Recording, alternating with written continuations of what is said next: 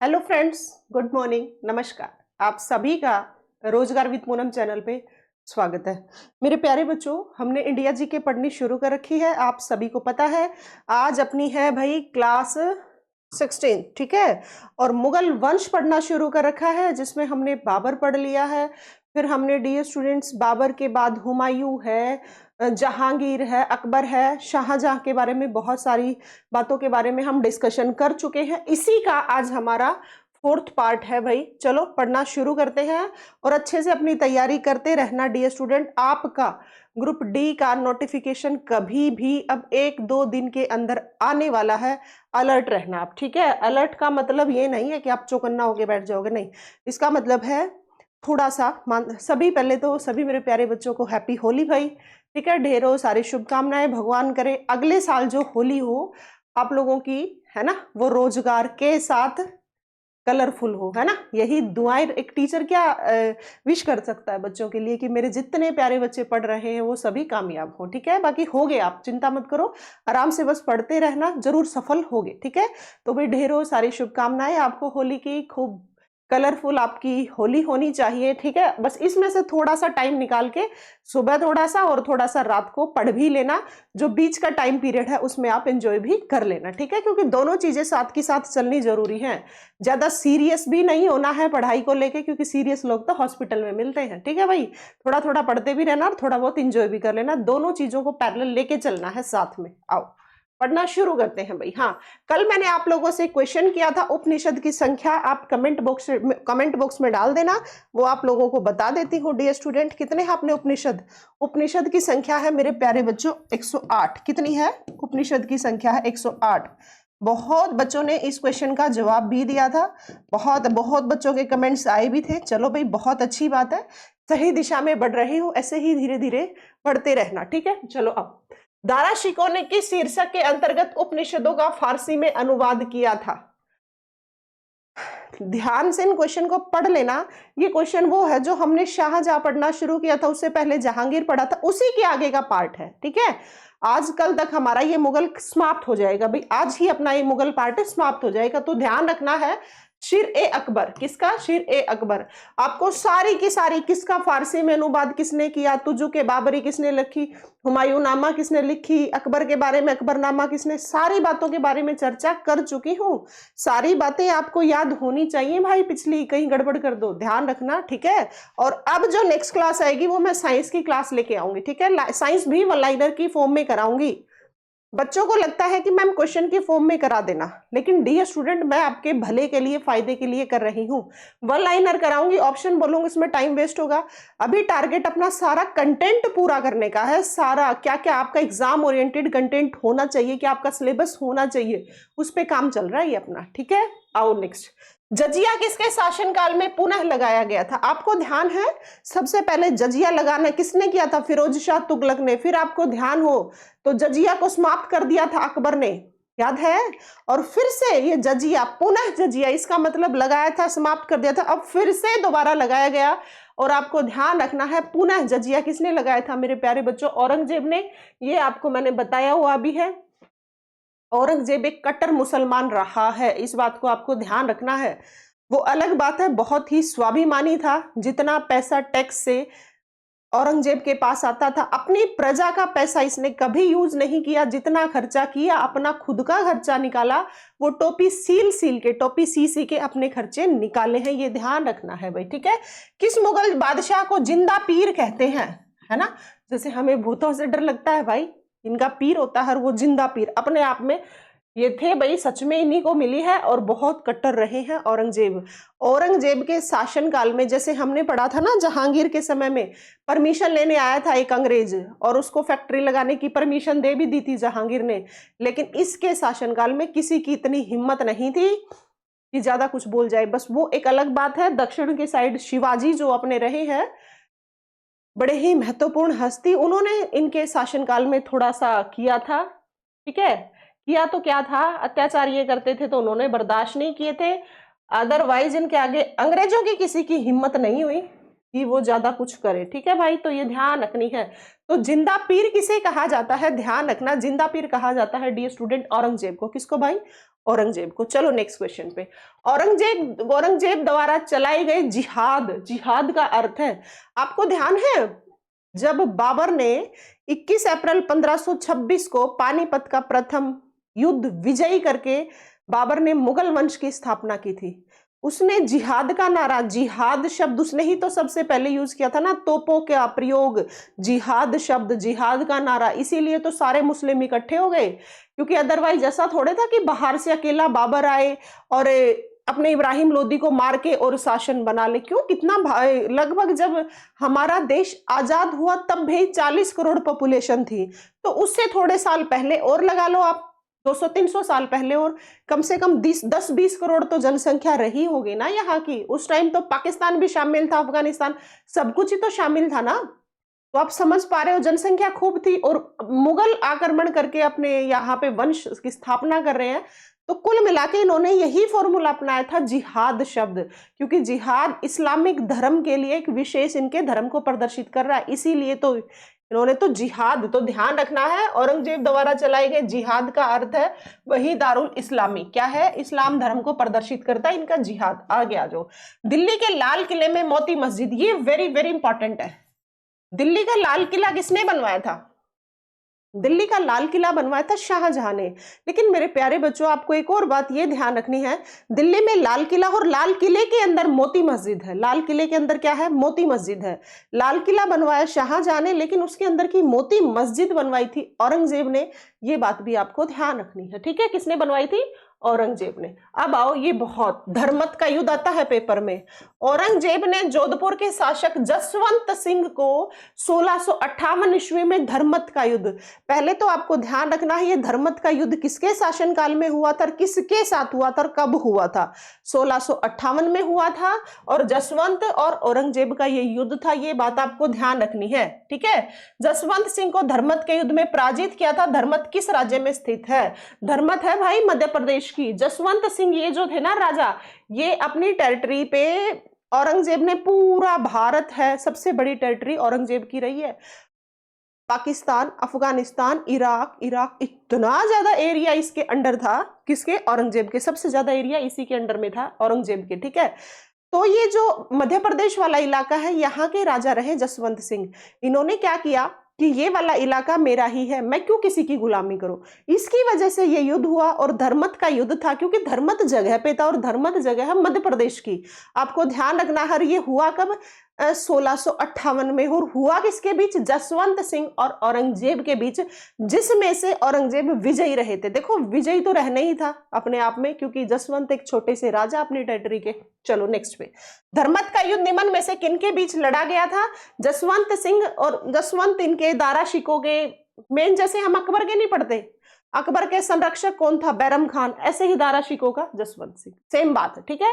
यहाँ पे औरंगजेब जसवंत सिंह आ जाए तो भी आपको ठीक करना है, औरंगजेब और दारा शिकोह है तो फिर करना ही है, ठीक है। औरंगजेब तथा दारा शिकोह, ये आपको ध्यान रखना है भाई। चलो मैं आगे, चलो नेक्स्ट क्वेश्चन पे। औरंगजेब ने किसको शाहीबाद उज जमानी की उपाधि प्रदान की थी? शाहीबाद उज जमानी की जो उपाधि दी थी, वो दी थी जहां आरा को। किसको दी थी डियर स्टूडेंट? जहां आरा को। ये बात आपको ध्यान रखना है। निम्नलिखित में से कौन सा सम्राट औरंगजेब की पुत्री थी? कौन से सम्राट की? औरंगजेब की पुत्री मेहरुनिसा। ये कई बार नाम सुना भी होगा, मेहरुनिसा, ये याद कर लेना। हाँ, एक आता है बीजापुर की। कर्नाटक में बीजापुर एक जगह है, वहां पे विजयी किया था। किसने किया था? गोलकुंडा है, बीजापुर है, ये सारी कहाँ की जगह? कर्नाटक की। यहाँ पे भी एक औरंगजेब ने युद्ध किया था, वो आपको ध्यान रखना है। जैसे धर्मत का युद्ध 1658 में हुआ था डियर स्टूडेंट, ऐसे ही ये जो युद्ध है बीजापुर का, ये कब हुआ था? ये 1686 में। क्या है? 1686 में। जो इंपॉर्टेंट है वो सारे लिखवा रखे हैं, सारे के सारे, बस इनको याद कर लेना। आगे मेरी बात समझ। और ये वाला कंटेंट अभी आपने देखा होगा ना, दिल्ली में एग्जाम चल रहे थे, उनमें बच्चे देखो कि बार बार आके, मैम आपके इसमें से अभी तो अपनी इतनी ही क्लासेज हुई है, यहाँ से क्वेश्चन आ रहे हैं, यहाँ से क्वेश्चन, तो डियर स्टूडेंट पढ़ते रहना भाई। औरंगजेब ने बीजापुर की विजयी कब की थी मेरे प्यारे बच्चों? ध्यान रखना, 1686 में। कब? 1686 में। आओ, औरंगजेब ने दक्षिण में जिन दो राज्यों को विजय किया था वो थे, वही मैं आपको बता रही थी अभी, बीजापुर और गोलकुंडा। और बीजापुर और गोलकुंडा दोनों की दोनों जगह कहाँ की है? कर्नाटक की। कहाँ की है डियर स्टूडेंट? कर्नाटक की। ये बात आपको ध्यान रखनी है। चलो नेक्स्ट पे। संत रामदास को किसके शासनकाल से संबंधित किया जाता है? रामदास, इनके ही मतलब कुल मिला के जैसे हम पढ़ते नहीं है महात्मा बुद्ध के समकालीन कौन थे? बिंबिसार, ऐसे ही औरंगजेब के समकालीन कौन रहे हैं? संत रामदास। ये आपको ध्यान रखना है। किस मुगल बादशाह को 2 बार राज्याभिषेक हुआ था? बिल्कुल आपको ध्यान रखना है, शाहजहां। जब आखिरी स्टेज आ गई थी, जब ऐसे नहीं होता कि ये बंदा आज मरा कल मरा, उसी टाइम पे, जब तक शाहजहां की मृत्यु भी नहीं हुई थी। आपको एक और भी ध्यान रखनी, शाहजहां का मकबरा आगरा में ही है, जहां ताजमहल बना हुआ है उसके ही साइड में छोटा सा मकबरा है। किसका? छोटा सा, इन द सेंस इतना नहीं, जितनी कब्र आ जाए उसको कोई भी साज सज्जा से कहीं कुछ मतलब कि उसको डेकोरेशन ऐसा कुछ भी नहीं है, बड़ा सिंपल सा एक कमरा और उसमें शाहजहां का मकबरा, ठीक है। लेकिन अपनी ही पत्नी के लिए देखो कितना बड़ा ताजमहल। ले तो मैं आपको बता रही थी इनके पुत्र थे 4, ठीक है, जिसमें से औरंगजेब को नहीं बनना था राजा, क्योंकि आपको पता है जो भी राजा होगा उसका बड़ा बेटा उत्तराधिकारी बनेगा, लेकिन औरंगजेब बड़ा बेटा नहीं था। इसने थोड़ी सी गड़बड़ की, तब ये इसका राज्याभिषेक किया था। इसने क्या किया, जब तक तो शाहजहां मरा भी नहीं था, वैसे 8 आखिरी के शाहजहां की मृत्यु से 8 साल जो पहले के थे ना, मृत्यु से पहले 8 साल बड़े ही बेकार गए थे। इसको है ना, जहां ताजमहल है वहां पे काल कोठरी नहीं बोल देते, उसमें इसको बंद कर रखा था। बहुत बुरी दुर्दशा हुई थी शाहजहां की, ठीक है। और जब ये नहीं होता कि ये बंदा आज मरेगा कल मरेगा, उस स्थिति में औरंगजेब ने अपने आप राज्याभिषेक करवा लिया और कहा कि आज के बाद मुगल वंश का उत्तराधिकारी कौन रहेगा? औरंगजेब रहेगा, ठीक है। जबकि ऐसा था नहीं, तब हुआ। और लेकिन शाहजहां को पता लगा, जबकि शाहजहां इसको बनाना ही नहीं चाह रहे थे। और जब शाहजहां की मृत्यु हो गई उसके बाद फिर से इसका, तो इसीलिए ध्यान रखना 2 बार राज्याभिषेक किसने करवाया था? औरंगजेब ने। शाहजहां की मृत्यु से पहले भी अपने आप को घोषित कर दिया कि मैं राजा हूं, और मृत्यु के बाद तो साफ साफ दिख ही रहा है, ठीक है। अदरवाइज बनना तो दारा शिको था भाई, वही चाह भी यही रहे थे शाहजहां। आओ, किस मुगल शासक बादशाह का 2 बार राज्याभिषेक? तो आपको ध्यान रखना है औरंगजेब। औरंगजेब की मृत्यु, बच्चे हम छोटे थे तब भी याद रखते थे, अब भी याद रख लेना। औरंगजेब की मृत्यु कब हुई थी भाई? 1707 ईस्वी में। मृत्यु होने के बाद सत्ता किसने संभाली थी? हाँ बिल्कुल, ये बड़े, अब जो मुगल वंश था ना, जो शक्तिशाली राजा रहे थे बड़े अपने आप में मुगल एम्परर, वो अब सारे औरंगजेब से धीरे धीरे अब डिक्लाइन मोड पे आ गए हैं सारे के सारे। अब छोटे छोटे समय के लिए राजा रहेंगे, कुछ थोड़े बहुत शक्तिशाली रहेंगे, कुछ रंगीला टाइप के भोग विलास में डूबे रहेंगे। तो औरंगजेब की मृत्यु के बाद सत्ता किसने संभाली थी? ये था Bahadur Shah first. Bahadur Shah first, first ऐसे लिखा है क्योंकि बहादुर शाह आगे सेकंड, द्वितीय और तृतीय भी आएंगे, तो आपको ध्यान रखना है। बहादुर शाह के बाद कौन रहे थे? बहादुर शाह प्रथम, ठीक है। आ गया मुगल सम्राट जहांदार शाह के शासन से समय से पूर्व अंत कैसे हुए? मुगल सम्राट जहांदार शाह के शासन के समय से पूर्व अंत कैसे हुआ था? तो भाई ये ध्यान रखना, एक युद्ध में अपने भतीजे द्वारा पराजित हुए थे। क्या हुए थे? एक युद्ध में अपने भतीजे द्वारा पराजित हुए थे, ये बात ध्यान रखना। चलो नेक्स्ट पे, निम्नलिखित में से किस मुगल सम्राट ने अंग्रेजों को बंगाल में शुल्क मुक्त व्यापार की सुविधा प्रदान की थी? औरंगजेब अंग्रेजों को बंगाल में शुल्क, अब आएगा फर्रुख शीर वगैरह, तो फर्रुख शीर ने, क्योंकि ये यहीं के राजा बनेंगे, ध्यान रखना। मयूर सिंहासन पर आपको ध्यान है, मयूर सिंहासन किसने बनवाया था? लाल किले में शाहजहां ने। फिर आपको मैंने बताया था मयूर सिंहासन चला कुछ सालों तक, क्योंकि लोग तो आएंगे जाएंगे आएंगे जाएंगे, लेकिन मयूर सिंहासन थोड़े ना कहीं जाएगा।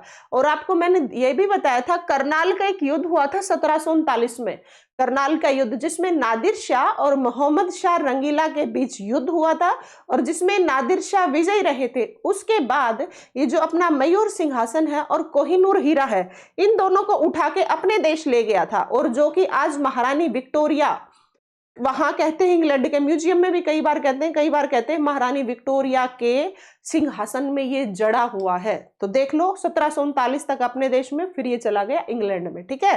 अब म्यूजियम में है या फिर मैं कहूं तो जो महारानी विक्टोरिया उसके सिंहासन में, तो मैं इंग्लैंड गई नहीं, बता नहीं सकती, सिर्फ मिथ है जो दूसरे बताते हैं वही हम सुन पा रहे हैं, वहां से क्वेश्चन नहीं आएगा।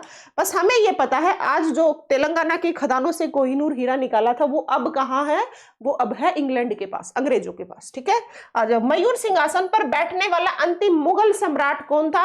वही मुगल सम्राट कौन हो सकता है? हमने पढ़ा था ना, अभी बताया, करनाल का युद्ध, नादिर शाह और मोहम्मद शाह रंगीला। तो मोहम्मद शाह रंगीला ही तो अंतिम हुआ ना, तभी तो उसके शासनकाल में नादिर शाह ने लड़ाई की थी, जिसे हम करनाल का युद्ध बोलते हैं। कहाँ? दिल्ली में लाल किले में मयूर सिंहासन है, कहाँ करनाल में लड़ाई हो रही है और फिर वहां से उठा के फायदा उठा रहे। तो मोहम्मद शाह रंगीला अंतिम राजा था जिसके शासनकाल में ये जो मयूर सिंहासन था, मोहम्मद शाह रंगीला, याद रखना। जैसा कि इसका नाम है रंगीला, ये सच में ही रंगीला था जो भोग विलास में डूबा रहता था। ये बात आपको ध्यान रखनी है भाई। नादिर शाह के आक्रमण के समय मुगल शासक कौन था? वही मोहम्मद शाह रंगीला। ये आपको ध्यान रखनी है मेरे प्यारे बच्चों, ठीक है। और मेरी बात सुनो, ये जितने भी राजा है ना, नादिर शाह है, ये सब ये बड़े महत्वपूर्ण है भाई, ठीक है, ये याद रख लेना। मैं बार बार तो अब कह नहीं सकती, आप समझ रहे हो, सिर्फ वही कंटेंट चल रहा है जो एग्जाम ओरिएंटेड है। पढ़ते रहना, इन चीजों को गड़बड़ मत कर देना। पेपर में आ गए और पढ़ाए हुए आई फिर क्वेश्चन रह गए ना, बहुत दुख होगा। 1-2 नंबर से रह गए, फिर जिंदगी भर अपने आप को कोसते रहना, ये क्या हुआ, ये क्या हुआ। कोई आपको माफ करने वाला नहीं मिलेगा, फिर अपने आप को खुद ही माफ नहीं कर पाओगे। फिर आ जाओ। निम्नलिखित में से किसने निजाम उल मुल्क को वकील मुतलक या मुल्तक है का पद मिला था? ये भी उन्हीं को ही मिला था, निजाम उल मुल्क। उसने खुद ने भी कहा था, मैं इस निजाम के, इस मुल्क का निजाम हूं, मैं इस मुल्क का क्या हूं? भगवान हूं। यही मोहम्मद शाह रंगीला। आ जाओ अब कुछ बातें इंपॉर्टेंट। हिंदू तथा ईरानी वास्तुकला का सर्वप्रथम समन्वय देखने को मिलता है। कुल मिला के बात यह है, जो अपना ताजमहल है उसमें कुछ कल्चर जो अपने हिंदू कल्चर है, कुछ अपना ईरानी, दोनों को मिला के कौन सी ऐसी स्थापत्य कला है? वो है ताजमहल। आपको ध्यान रखना है, यही बात लिखी गई है। हिंदू तथा ईरानी वास्तुकला का सर्वप्रथम समन्वय हमें देखने को मिलता है कहां पे? ताजमहल में, ठीक है, ये आपको ध्यान रखना है। आ जाओ आगे। निम्नलिखित में से किस परिवार ने सर्वप्रथम अकबर के साथ वैवाहिक संबंध स्थापित किए थे? अकबर ने सर्वप्रथम वैवाहिक संबंध स्थापित किए थे कछवाहा के। किनके थे? कछवाहा के। तो ध्यान रखने हैं किनके साथ, कौन सा परिवार था भाई? कछवाहों का परिवार था। आ जाओ। निम्नलिखित चित्रकारों में से किसे जहांगीर ने नादी उज जमा की? जब भी चित्रकारी की बात आ जाए, अबुल हसन इनका याद रखना है, ठीक है, ये ध्यान रखना है। किशनगढ़ शैली किस कला के लिए? किशनगढ़ शैली, ये शैली जब भी आ जाए, ये चित्रकला, और चित्रकला किसके समय की फेमस है? आपको पता है डियर स्टूडेंट, किसके? जहांगीर के समय की, ठीक है। निम्नलिखित कौन सा एक सही सुमेलित अकबर के समय में सर थॉमस रो नहीं आया था? यह आया था जहांगीर के समय में। चलो, हाँ, ये अपने बैच है मेरे प्यारे बच्चों साइकोलॉजी का। आपको पता है मैजिस्ट्रेट का एग्जाम आएगा जल्दी, इसके बेस पे अच्छी खासी भर्तियां आनी है। अब की बार देखो, लेना ना लेना एक मर्जी है, टीचर एक गाइड कर सकता है, बता सकता है। और बहुत बच्चों की तो ये भी मिथ बन चुकी है कि अपने बैच बेचने हैं। इस गलत फहमी में मत रहा करो। ये आप लोगों के डिमांड पे कि सारा सिलेबस करा दो मैम, क्वेश्चन करा रखे, हमें सिलेबस नहीं आता। क्योंकि आपको पता है जब आपका सिलेबस होगा तो ही क्वेश्चन करने का फायदा होता है। आप लोगों के डिमांड पे ही साइकोलॉजी और हिंदी का मैंने करवाया हुआ है। अदरवाइज तो डियर स्टूडेंट, हरियाणा जीके के लिए डेली कमेंट्स आते हैं, मैम प्लीज बैच ले आओ, बैच ले आओ। क्यों? ये गलत अवधारणाएं बच्चों की बन गई है। हर कोई ऐसे नहीं कर सकता। चिंता ना करो, मैं ऑलरेडी सिलेक्टेड हूं, मुझे नहीं है इन पैसों की जरूरत। तो बच्चों के डिमांड पे, और कितना रीजनेबल प्राइस है। और मैं तो ये कहती हूं जब तक पेपर नहीं हुआ पढ़ते रहना। आ गई बात समझ?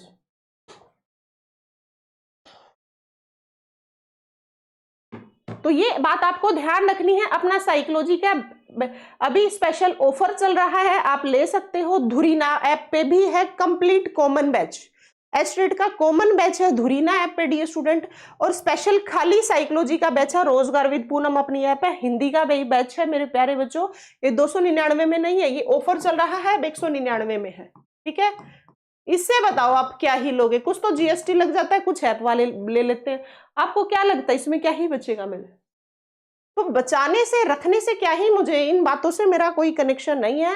ये बातें एटलीस्ट मुझे जिंदगी में कभी मत बोलना, क्योंकि आपको पता है मैं फ्री ऑफ कॉस्ट सुबह भी क्लास ले रही हूँ, शाम को भी क्लास ले रही हूँ, ठीक है भाई। और मैं ऑलरेडी बढ़िया जॉब पे सिलेक्टेड हूँ। तो कृपा करके ऐसे शब्द किसी टीचर के लिए ना यूज किया करो। टीचर पढ़ा रहा है, इतनी मेहनत कर रहा है, तो वो अब इनकी लाइटनिंग वगैरह सब कुछ लगती है, तो वो एटलीस्ट इतना तो करेगा ना। आप समझो, आप भी पढ़ रहे हो, किस चीज के लिए पढ़ रहे हो? पैसे कमाने के लिए ना, बस फिर आगे बताने की जरूरत ही नहीं है। और ये है डियर स्टूडेंट अपनी फोन नंबर, ठीक है। चलो नेक्स्ट पे, निम्नलिखित में से कौन एक सही सुमेलित है? तो आपको ध्यान रखना है, हेलो, हाँ मम्मी थोड़ी देर में करती हूँ, क्लास चल रही, क्लास ले रही है, एक बार थोड़ी देर में फोन करती हूँ। नहीं नहीं, घर पे ऑनलाइन क्लास। निम्नलिखित में से कौन एक सही सुमेलित है? क्वेश्चन है अपना ये, दिल्ली अब्दुल रहीमन खाने ये तो चलो छोड़ो क्योंकि ऑप्शन ही नहीं है। निम्नलिखित में से किसने दिल्ली में खगोलीय वेधशाला जिसे जंतर मंतर कहते हैं, ध्यान रखना भाई, ये जो सॉरी जंतर मंतर है ना डियर स्टूडेंट, ये कई जगह है। क्या है? कई जगह है, ध्यान रखना, खाली एक जगह नहीं है। सुनो इसको, निम्नलिखित में से किसने दिल्ली में खगोलीय वेधशाला जिसमें जंतर मंतर कहते हैं वो किसने बनवाई थी? ये वेरी वेरी इंपॉर्टेंट है, बहुत बार स्टैटिक जीके में पूछा जाता है, ध्यान रखना मेरे प्यारे बच्चों। जयसिंह द्वितीय ने बनवाई थी। किसने बनवाई थी? जयसिंह द्वितीय ने, ये बात आपको ध्यान रखनी है। सुमेलित है नहीं भाई, तो ध्यान से चलो आगे। निम्नलिखित में से कौन एक मुगल मनसबदारी व्यवस्था के विषय में, तो मनसबदारी क्या थी? क्या सही नहीं है कि आनुवंशिक अधिकारी थे ना? मनसबदारी व्यवस्था के विषय में क्या सही नहीं है? बिल्कुल, मनसबदारी एक आनुवंशिक नहीं थी, जो उनको लगता था उसी को मनसबदार बना देते थे, तो ये बात आपको ध्यान रखनी है। मुगल काल में निम्नलिखित बंदरगाहों में किसने बाबुल मक्का द्वार कहा जाता है? मक्का द्वार कहा जाता है किसको? अपने हरियाणा की ना सॉरी अपने भारत की कौन सी बंदरगाह को?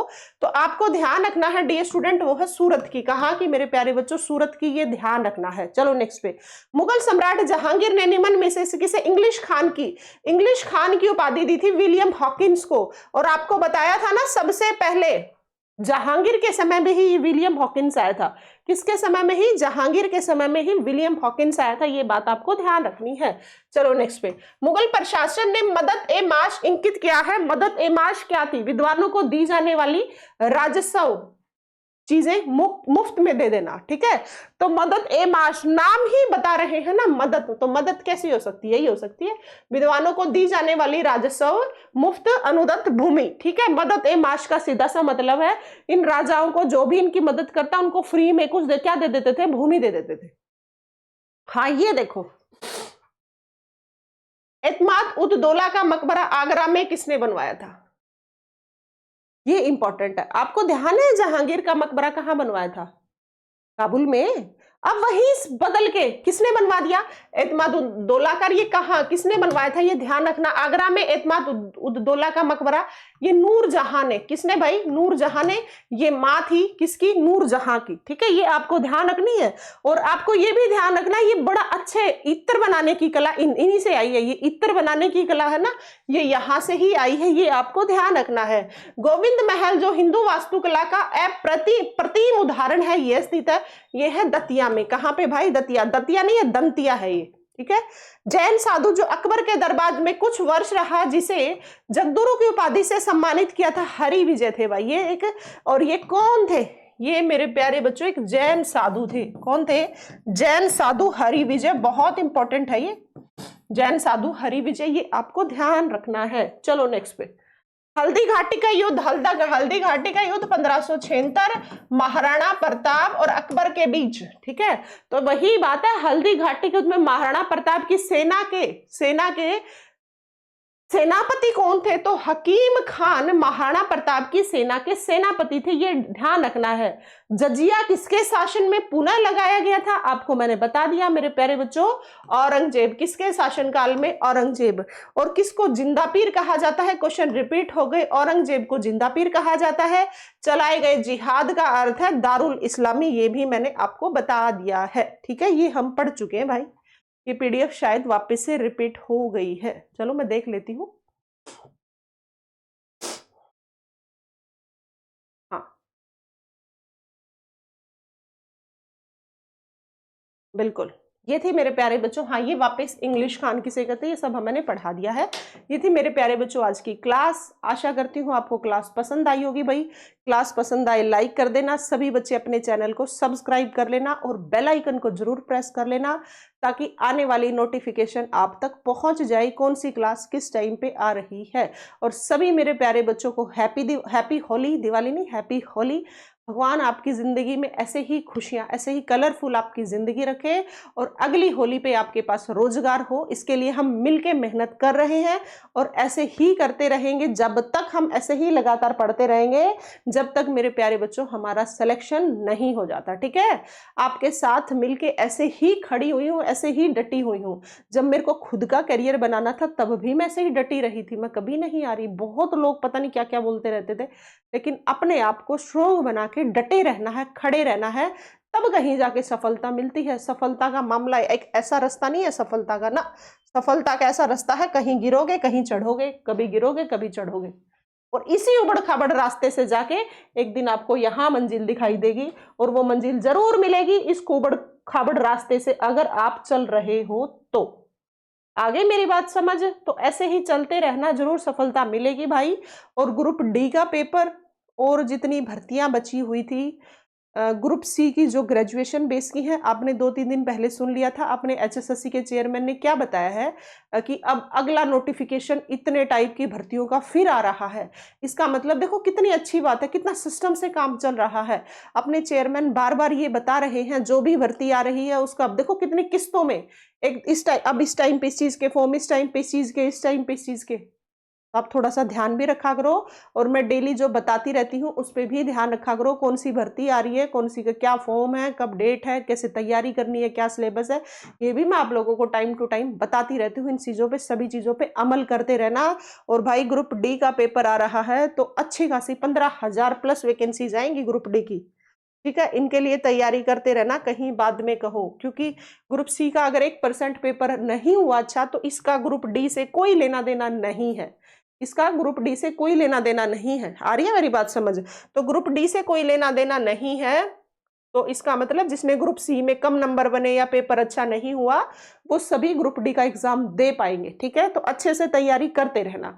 और जितने भी टीचिंग के एग्ज़ाम, एचटेट भाई जल्दी ही होगा, उसके बेस पे अच्छी खासी वैकेंसीज़ आएँगी। अच्छी खासी का मतलब है पीआरटी की 14 साल से, 13-14 साल से नहीं आई, अब आएँगी। टीजीटी की, पीजीटी की ऐसी वैकेंसीज़ आएँगी। अब की बार जो एचटेट लेंगे वो आखिरी एचटेट होगा। आखिरी का मतलब तो हर साल एचटेट होंगे, लेकिन भर्ती जो स्क्रीनिंग आएगी उससे पहले का आखिरी होगा। उसके बाद आपको मौका नहीं मिलेगा कि इस बार मैं एचटेट नहीं निकाला तो अगले एचटेट तक कोई बात नहीं। अब की बार रिस्क मत लेना भाई, अगर आप स्क्रीनिंग में नाम लेना चाहते हो तो अब की बार का एचटेट हर हाल में निकाल लेना, ठीक है? और एचटेट के टीचिंग के रिगार्डिंग तो मुझसे कुछ भी पूछ लो, इनके रिगार्डिंग भी। बाकी टीचिंग तो मेरा प्रोफेशन हो गया, तो इसके बारे में तो मैं और 100% या बेटर तरीके से सजेस्ट आप लोगों को कर पाऊंगी। तो भाई पढ़ते रहो, समस्या आए तो पूछ लेना और अपने चैनल को सब्सक्राइब कर लेना। रोजगार विद पूनम अपनी क्या है, टेलीग्राम चैनल है, इसको ज्वाइन कर लेना। चलो शाम को मिलते हैं 7 से 8 की क्लास में। Thank you dear students.